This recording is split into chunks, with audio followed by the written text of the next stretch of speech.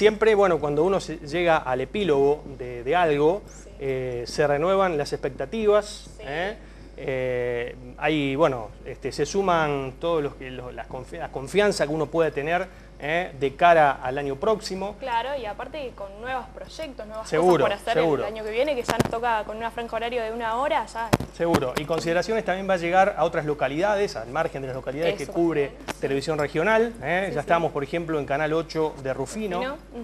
Así que, bueno, ya se empezó a difundir también el programa allí. Así que tenemos motivos para estar contentos. Sí, contentos y tristes a la vez también porque se terminó un ciclo de este año.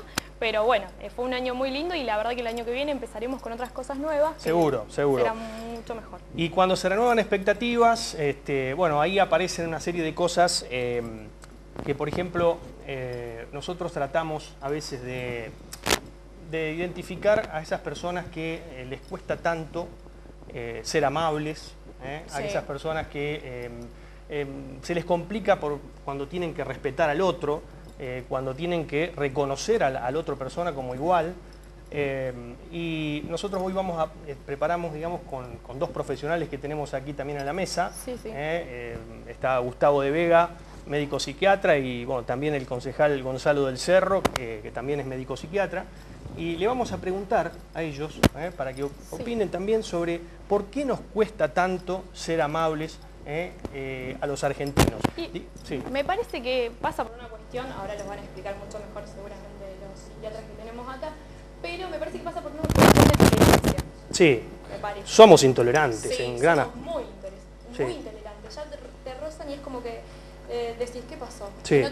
No pedís disculpas, al contrario, pasás así, y bueno, la sociedad de ahora, estás acostumbrado a que no te pidan disculpas, a que no sean amables, entonces vos decís, una costumbre, tenemos que llegar a esa costumbre. El saludo, el mucho gusto, escasean. Bastante, siempre te dicen, no, hola, bueno, ¿qué tal? Y después ya está. Claro, exactamente. Hola, ¿cómo andás? Ya no existe el hola, ¿cómo andás? Por eso, además de plantearnos proyectos y demás, también tenemos que mejorar como seres humanos. Creo que estamos dejando mucho que desear, digamos, en lo que es el aspecto humano, ¿no? En gran parte. Así que, bueno, los saludamos y vamos a hablar sobre el tema. Muy buenas noches a los dos. Gustavo de Vega, el concejal Gonzalo del Cerro.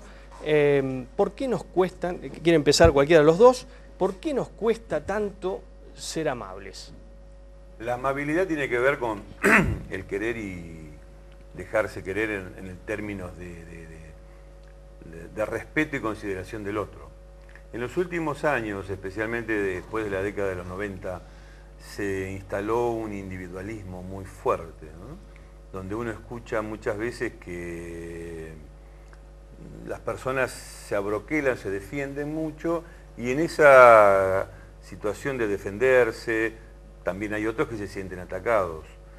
Y la poca consideración del otro entonces pasa por un excesivo individualismo, que no quiere decir que esté generalizado, porque muchas personas, y después de cierta edad, lo valoran muchísimo, pero hay una gran cantidad de gente muy joven a veces que no valora, que no respeta, que no considera al otro, y que en todo caso, si lo considera, lo hace de una manera no suficientemente respetuosa. Valores como el respeto, el pudor, la vergüenza, la consideración del otro están al menos puestos entre paréntesis en los últimos años, y eso lleva a una situación social no suficientemente continente. Obviamente que hay raíces muy profundas en todo esto que sería largo explicar, pero en principio me parece que viene de este excesivo culto del individualismo de los 90. Bien, concejal Gonzalo del Cerro, muy buenas noches. Buenas noches, ¿cómo estás, Marcelo? Tiene la palabra. Sí, en primer término, para adherir la hipótesis del individualismo, es una cuestión que se instala fuertemente en los 90 en la Argentina, pero que lógicamente que se arrastra mucho más. Gustavo planteaba una hipótesis más bien de carácter psicológico, intimista, cómo se construye un individuo, cómo se construye un sujeto y cómo ese sujeto ve al otro, ¿no es cierto? Y si le hace un lugar al otro, a ese otro que puede ser el que sea amable, que sea querible, que sea respetable, o no le da lugar a la construcción del otro. Y en esta cuestión de la construcción de la subjetividad y la presencia de otro o no dentro del interior de uno, aparece también algunas cuestiones sociales y aparecen algunas cuestiones económicas, como aparece, bueno, que nosotros vivimos en una sociedad con un fuerte marco capitalista, un capitalismo de mercado, un capitalismo de consumo, y es un capitalismo competitivo, básicamente competitivo. Entonces nosotros tenemos mensajes muy controvertidos, estamos permanentemente invitándonos a ser primero, a ser el mejor, a ser eficiente, a ser eficaz. Todas son formas sucedáneas de este individualismo competitivo o individualismo posesivo, que se le dice filosóficamente y dentro del marco de la filosofía política, porque es, bueno, poseer bienes, ¿no? Uno tiene que poseer bienes culturales, bienes simbólicos o bienes materiales, pero este individualismo posesivo nos provoca, digamos, un aislamiento afectivo, ¿no? Donde la afectividad está solamente dirigida hacia objetos, no hacia las personas. Pregunto, ¿la tecnología tendrá algo que ver con esto de no ser amables? ¿No produce un distanciamiento el hecho de que, por ejemplo, enviemos mensajes de textos, estamos conversando y suena el celular? Es decir, ¿no hay un distanciamiento, digamos, y eso impide que seamos más cordiales? Siguiendo esta hilvanación de ideas y conceptos, justamente el hecho del consumismo lleva a que el otro deje de ocupar el lugar de un otro semejante para pasar muchas veces a ser un objeto de uso, de intercambio. Entonces, en ese contexto, la tecnología puede que reafirme esto.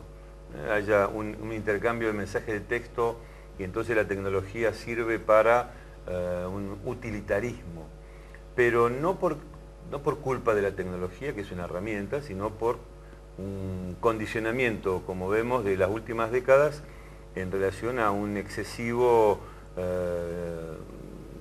paso al sujeto que se termina considerando un objeto más de consumo. Entonces, allí hay toda una serie de vericuetos que seguramente en las próximas décadas va a terminar decantando, porque esto es insostenible. En algún punto la subjetividad hace eclosión a través del malestar, a través de la angustia y toda la serie de manifestaciones. Síntomas. Los síntomas personales, familiares, sociales. Así que es importante la visión de alguien que tiene la responsabilidad desde un consejo municipal, verlo en este marco, porque realmente es un privilegio. Y Gonzalo, la inseguridad, ¿podrá también tener que ver, o sea, influye el hecho de que, por ejemplo, tengamos siempre temor cuando nos preguntan algo a que nos roben? Este individualismo hace que el sujeto esté solo, de manera tal de que la posibilidad de que tenga miedos o que tenga fobias, estos ataques de pánico, ¿no es cierto?, en las grandes ciudades, el anonimato, el de que uno no sea conocido ni lo conozcan, que uno no tenga ni siquiera un nombre muchas veces y que nadie sabe quién es uno, ni sus vecinos, por la rapidez, por otras cosas. Bueno, son todas formas de la inseguridad social, de la inseguridad emocional, que lógicamente si después se suman algunas otras inseguridades como las delictivas, las del robo, se suman a estas individualidades, a estas inseguridades que genera este modelo social, un modelo social excesivamente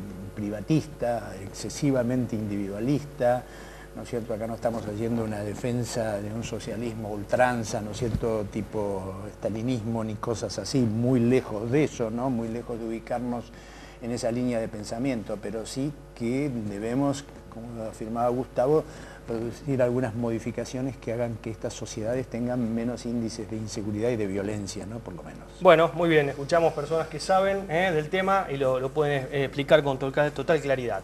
Gustavo, yo te despido, después ahora vamos a empezar la entrevista con el concejal Gonzalo del Cerro. Agradecimiento infinito por haber participado este año aquí en Consideraciones. Por supuesto... y es absolutamente recíproco el deseo de felicidades para todos ustedes, así como para los técnicos y la gente del canal. Ha sido una experiencia fantástica todo este año. Gracias, Gustavo, y felicidades. Hasta luego. Volvemos enseguida con el concejal Gonzalo del Cerro.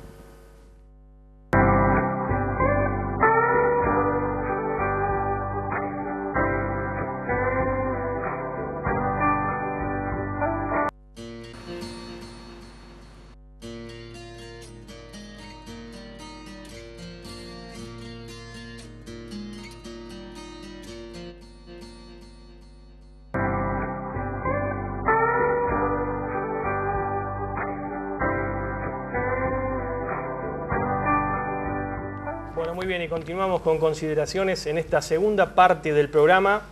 Reiteramos, está con nosotros el concejal radical Gonzalo del Cerro. Gonzalo, ahora sí nos metemos de lleno en la entrevista.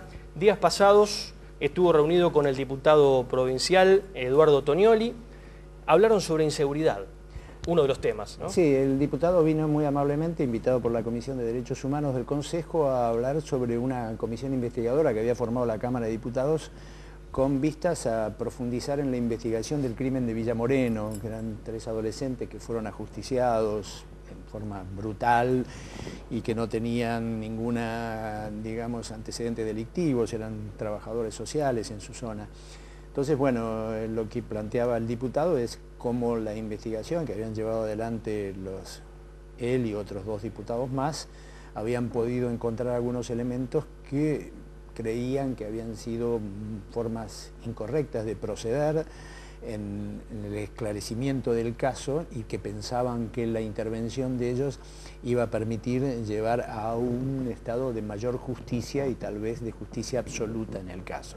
Es decir, cómo la intervención del poder político permitía ahondar la investigación, hacer correcciones en los procedimientos, correcciones en la toma de las declaraciones, en fin, como para llevar a un mayor estado de justicia. Creo que eso va encaminado en ciertas transformaciones que se están dando en la Argentina en relación al tema de seguridad, corrupción, combate a la corrupción y establecimiento de mayores niveles de justicia, donde la clase política se tiene que involucrar y no dejar que la policía sea un órgano absolutamente independiente, como lo fue durante muchas décadas, derivada de la posición de la dictadura. La dictadura le había dejado prácticamente a la policía un autogobierno de sí mismo, en la preparación de sus hombres, en las formas de ascenso de sus hombres, en la premiación, en fin. Creo que eso está en vías de modificarse, lógicamente que es un proceso que va a llevar a lo mejor alguna década, ¿no?, por delante, como para poder hacer transformaciones en los procesos de formación de la policía, en los procesos de corrección de los procedimientos, para establecer mayores niveles de justicia. Y en ese caso, el compromiso de la clase política y el compromiso de la ciudadanía. Hemos visto el compromiso de la clase política, en este caso, como es el diputado Tonioli y estos otros diputados, creo que era María Eugenia Bielsa, una de las que lo acompañaban a él en esta gestión.